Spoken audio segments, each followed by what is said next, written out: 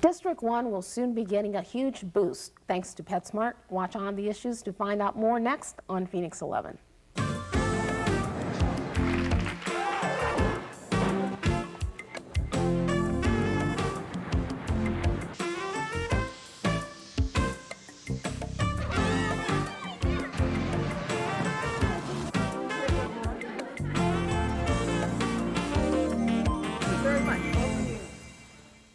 Welcome to On the Issues. I'm Paula Moore. The death of police dog Hunter was a huge loss to the community, but Petsmart wants to do something about that tragic event.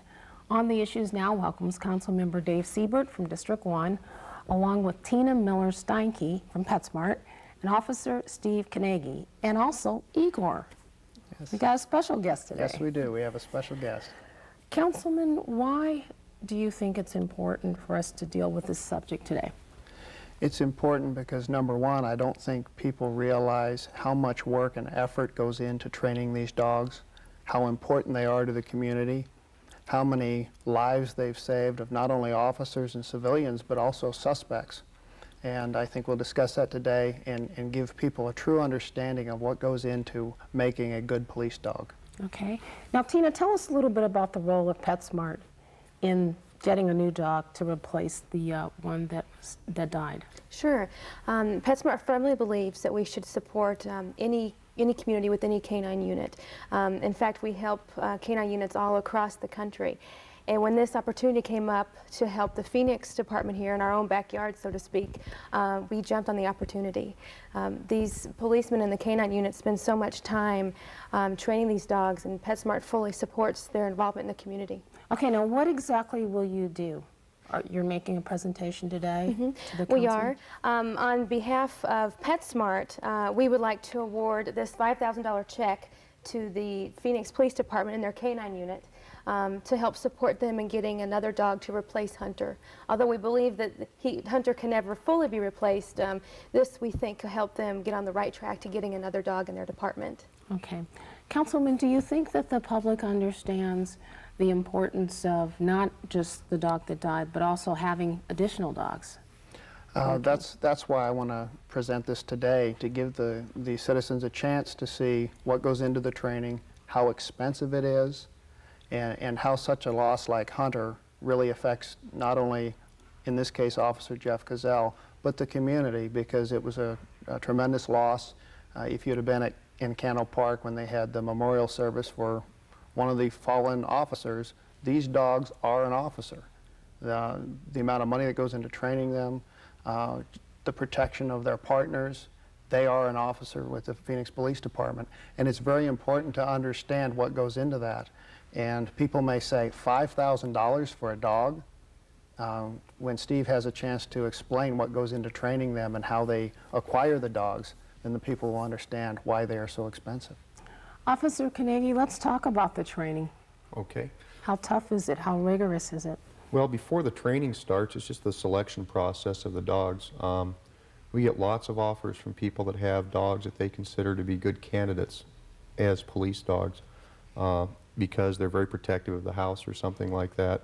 And generally, I've heard the term, of 250 dogs tested, only one will make it into our selection process.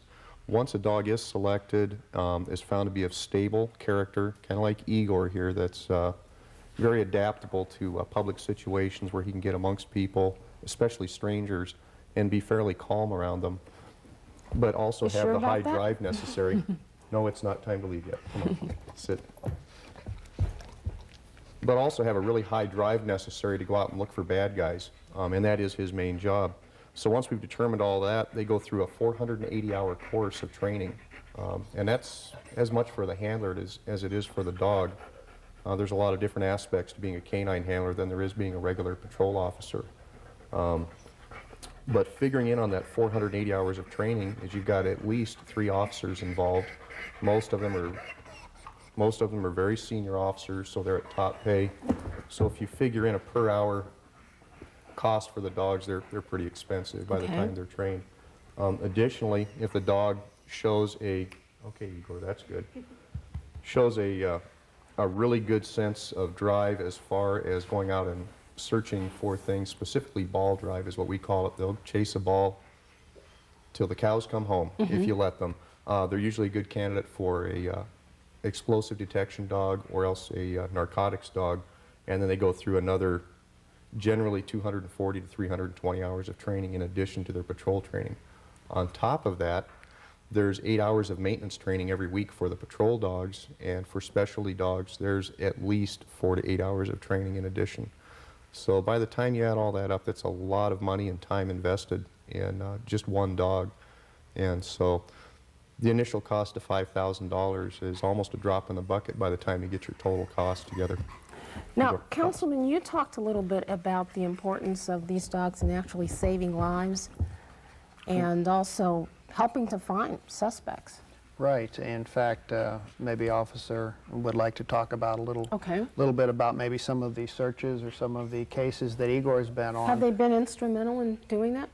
Oh, yes. I can think of one of my favorite ones that Igor has done, and there's a couple of really good ones he's done, but was a double homicide of an armed robbery at a social club in the area of 15th Avenue in Pima, a little bit south. And he recovered, I believe, 6 purses, 5 or 6 guns, and found 2 of the 3 suspects, all within 45 minutes. Right on the scene, too? Was that? Yes, we went from the scene and went down alleyways and to the house that they were hiding in and took them into custody. Our dogs have been used a lot on barricades where we have people barricaded in.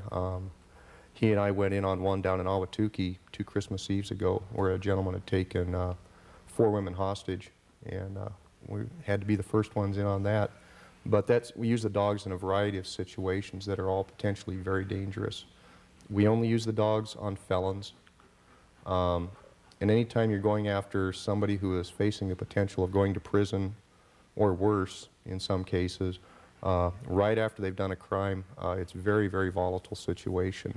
We're usually the first ones to respond. We're the first ones that are called for if we think we've got somebody inside of a perimeter area. So the importance of the dogs is just incredible, but it really can't be understood unless you look at the big picture, and the big picture is that they're the first ones out there. And it's when it's usually a really bad situation, and there's not time to wait for our SWAT team to roll or something like that. So the dogs are in harm's way a lot. Officer, are they also trained from the very beginning to help the officer? Like, say if an officer was down, would the dog be able to do anything? Basically what the dog will do at that time is go into a total protection mode. Protecting the officer? Yes. And we've had in-service training for the patrol officers to help them deal with that and give them some alternatives on how to get the dog away from us so they can help us. And it depends on the individual dogs. I was in a situation where I was unconscious after a shooting, and he was standing over me, and the patrol officers were able to grab him and put him in my patrol car. So it depends on the dog. I'm fortunate. My dog isn't as protective in that sense. He'll let them help me. Now, are the officers always paired up with the same animal, or are they all basically trained to protect just officers in general? No, these dogs are trained with one handler. We don't swap them around. The military has done that in the past. We've decided to go with keeping the one dog with one handler for the purposes of bonding. The bond is just so much stronger if you live with the dog 24 hours a day. The dogs are actually able to read you as a handler much better if they're around you constantly. And he knows me better than probably my wife does when it comes to body language and things. So very, very good at that. Okay, and what about the ages of the dogs? Are they normally fairly young, or what is the age limit? When we're looking for candidate dogs, we're looking for dogs between the ages of 18 months and 3 years of age. We're only looking for male dogs. And well, that's not fair. Well, no, it's not probably. But the reason we look for only male dogs is because they have a higher drive for going out and searching than female dogs. Female dogs' main drive is more of a domicile drive. They will protect a house or a car or a backyard probably a lot more intensely than the male dogs will. But as far as going into strange areas and trying to find people or take over that area, if you will, that's what the male dogs are better at. Okay.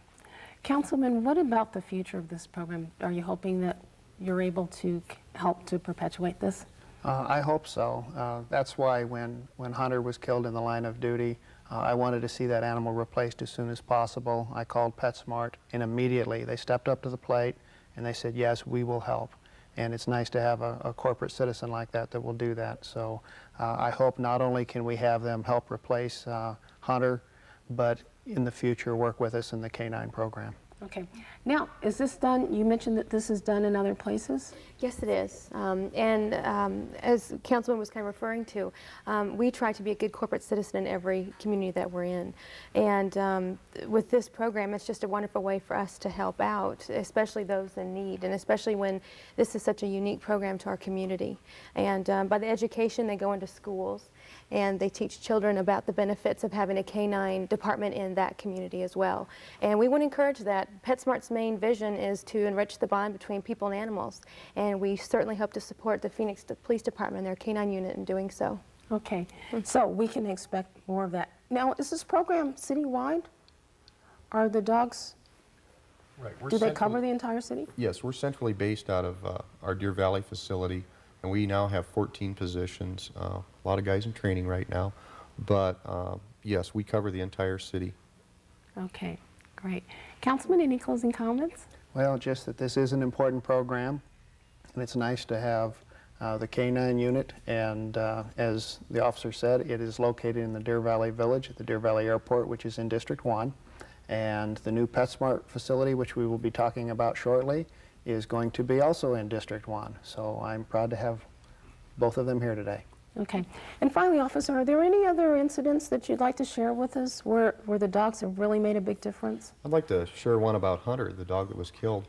I'm not sure how many years ago it was. We had two officers that were seriously wounded, Officer Dave Logan and Marla Wasser. Officer Logan has lost use of, yes, Eager's great. of one arm. Oh, he's excited about this, just talking about this. Anyway, the suspect shot them, was wounded by Officer Wasser and escaped into the night, if you will. And Officer Kozel and Hunter responded with a lot of other canine handlers and located him in a, well, watch that, located the suspect in a dumpster and took him into custody without any further problems. And this was a guy that was still armed, but was intimidated by the dog, and it, gave up without any further incident. So in that case, that's a real volatile situation where the suspect's life was saved by the dog, and Hunter just did a great job. He was a neat dog. Officer, that just makes me think of this. Have the dogs ever had to kill someone? No. In the United States, there are 2 documented cases of police dogs actually killing people, and pretty much both of them were accidental, where they grabbed somebody by the throat, or I believe one was a femoral artery, where the person bled to death before the handler got there. Very, just so incredibly unique situations. No, we have never had anything like that in Phoenix. And just real quick to back up, the use of the dogs is equivalent to using a baton or the pepper spray that we carry. Okay. Well, thank you for joining us. You're welcome. Thank you very much.